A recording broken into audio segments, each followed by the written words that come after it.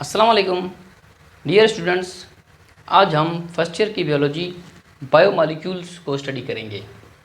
Biomolecules biochemistry की branch है, तो इसमें हम ज़्यादातर जो है 4 मेन टॉपिक्स को पढ़ेंगे। वो कौन कौन से हैं? कार्बोहाइड्रेट्स, प्रोटीन्स, लिपिड्स और न्यूक्लिक एसिड्स। अब न्यूक्लिक एसिड्स में 2 अहम टॉपिक हैं, वो डीएनए और आरएनए हैं। तो स्टार्ट लेते हैं। असल में ये इंट्रोडक्टरी जो है हमारा बायोकेमिस्ट्री से होगा, बायोमॉलिक्यूल्स में। अब बायोकेमिस्ट्री क्या चीज़ है? बायोकेमिस्ट्री की डेफिनेशन आपको मस्ट आनी चाहिए। अब इसका ताल्लुक क्या है? ये 2 वर्ड्स का मजमूआ है, bio and chemistry. You know very well that bio means livings while the chemistry means chemical reactions. तो आप बेहतर जानते हैं कि बायो का मतलब होता है लिविंग्स, जबकि केमिस्ट्री का मतलब होता है केमिकल रिएक्शंस। तो इसकी डेफिनेशन फिर क्या होगी? डेफिनेशन इसकी इस तरह हो सकती है, study of chemical processes in living organisms. मतलब कि जो भी केमिकल प्रोसेसेस या केमिकल रिएक्शंस लिविंग एनिमल्स की बॉडी के अंदर हो रहे हैं, इसको हम नाम देते हैं बायोकेमिस्ट्री का। अच्छा, तो इसको आप दूसरी डेफिनेशन भी कर सकते हैं, life based on chemical reactions. Life based on chemical, इसका मतलब है कि जो लिविंग जो थिंग्स होती हैं, अशिया होती हैं, जानदार होते हैं, वो असल में केमिकल रिएक्शंस की बुनियाद पर होते हैं। तमाम जानदारों में केमिकल रिएक्शंस हो रहे होते हैं। तो मिसाल के तौर पर जैसे हम ले सकते हैं कि फोटोसिंथेसिस। अब फोटोसिंथेसिस एक बहुत अहम टॉपिक है प्लांट्स का। ये केमिकल रिएक्शन है। ये क्या करता है? प्लांट्स अपनी जो है खुराक खुद बनाते हैं इस प्रोसेस के थ्रू। इसी तरह रेस्पिरेशन होता है, तो ये भी एनर्जी मतलब कि प्रोडक्शन प्रोसेस है लिविंग एनिमल्स में। तो रेस्पिरेशन के थ्रू जो है एनिमल्स क्या करते हैं, लिविंग एनिमल्स, वो एटीपी बनाते हैं, energy. Digestion of food, muscular contraction, ये सारे के सारे जो हैं ये क्या हैं? ये केमिकल रिएक्शंस हैं जो लिविंग एनिमल्स की बॉडी के अंदर हो रहे होते हैं। तो अब जब हम केमिकल रिएक्शंस की बात कर रहे हैं, तो अब देखो बहुत सारे केमिकल रिएक्शंस लिविंग एनिमल्स की बॉडी में हो रहे होते हैं, और इन सब के मजमूए को मेटाबॉलिज्म कहते हैं। तो मेटाबॉलिज्म की डेफिनेशन क्या हो सकती है कि sum of all chemical reactions in living organisms. जानदारों की बॉडी में जो जितनी भी किस्म के केमिकल प्रोसेसेस हो रहे हैं, जैसे muscular contraction, digestion of food, respiration, ये क्या कहलाता है? मेटाबॉलिज्म। इन सब के प्रोसेसेस को क्या कहते हैं? मेटाबॉलिज्म कहते हैं। अब मेटाबॉलिज्म 2 तरह का हो सकता है लिविंग एनिमल्स में, एक है एनाबॉलिज्म, दूसरा है कैटाबॉलिज्म। एनाबॉलिज्म कंस्ट्रक्टिव प्रोसेस है। कंस्ट्रक्टिव प्रोसेस आप बेहतर जानते हैं।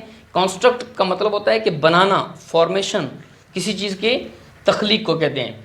इसी तरह कैटाबॉलिज्म को आप जब देखें तो ये डिस्ट्रक्टिव, एंटी है, डिस्ट्रक्टिव प्रोसेस है। इसका मतलब होता है कि किसी चीज़ की मतलब कि जो बनी हुई चीज़ उसको ब्रेक डाउन करना, तोड़ फोड़ करना उसकी।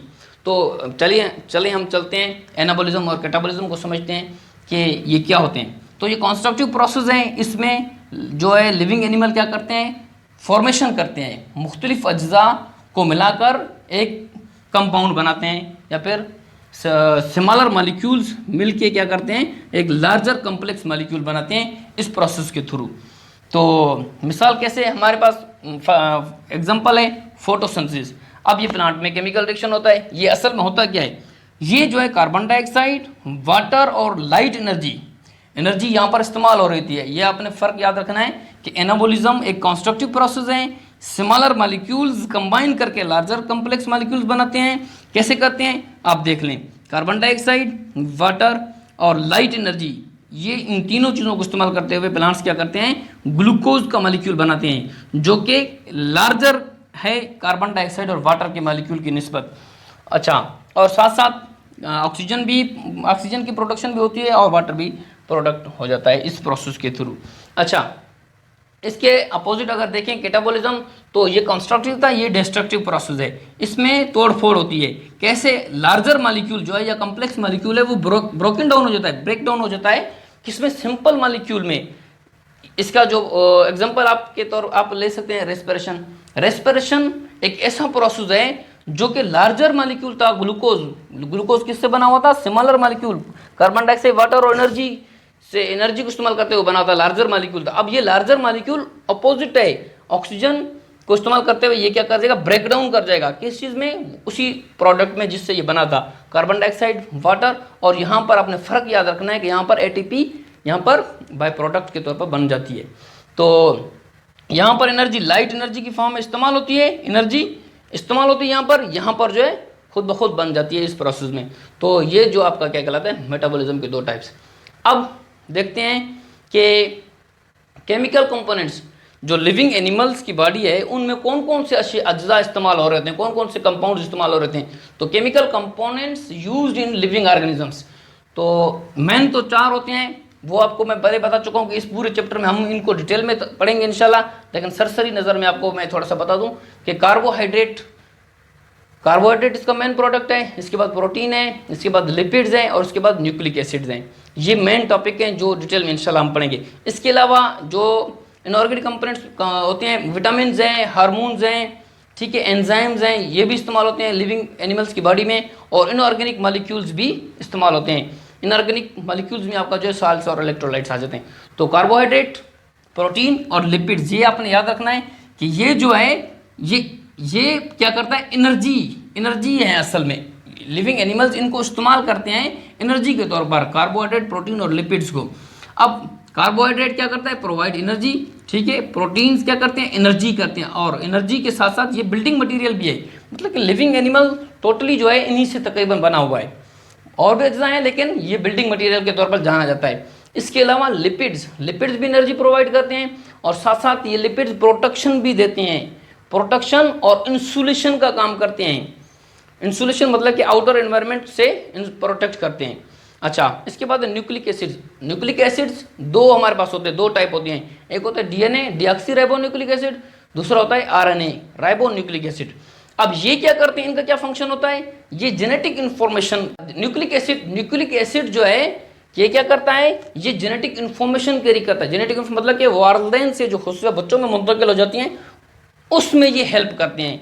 हम कहते हैं ना, देख ये बिल्कुल अपने दादा पर गया है, अपने नाना पर गया है, अपने चाचा पर गया, तो ये इस वजह से कह होते हैं क्योंकि न्यूक्लिक एसिड्स ये जेनेटिक इन्फॉर्मेशन पेरेंट्स से ऑफस्प्रिंग में मुंतकिल करते हैं। इसके अलावा वाइटामिन हैं, हार्मोन्स हैं और एंजाइम्स। वाइटामिन को कोएंजाइम्स कहा जाता है, हार्मोन्स रेगुलेटर्स के तौर पर इस्तेमाल होते हैं और इसके अलावा एंजाइम्स जो थे एक्सीलरेटर्स की स्पीड अप करते हैं केमिकल रिएक्शंस को। और याद रखना है कि ये जो वाइटामिन, हार्मोन्स और एंजाइम्स जो होते हैं ये यूज्ड होते हैं लेकिन विदाउट ब्रेक डाउन, ये ब्रेक नहीं होती हैं। अगर ये ब्रेक हो जाएं तो फिर ये डिस्ट्रॉय हो जाएंगे, इनका यूजलेस हो जाएंगे, काम नहीं करेंगे। इसी तरह इनऑर्गेनिक मॉलिक्यूल्स, साल्ट्स और इलेक्ट्रोलाइट्स भी ह्यूमन बॉडी में इस्तेमाल होते हैं। तो ये आज हमारा इंट्रोडक्टरी हमारा जो लेक्चर था बायोकेमिस्ट्री का। तो इंशाल्लाह हम कल अगले टॉपिक के साथ आएंगे। तो हमारा चैनल लाइक करें, सब्सक्राइब करें और बेल आइकन पर क्लिक करें। इंशाल्लाह आपके जो है मज़ीद लेक्चर इस तरह के मिलेंगे।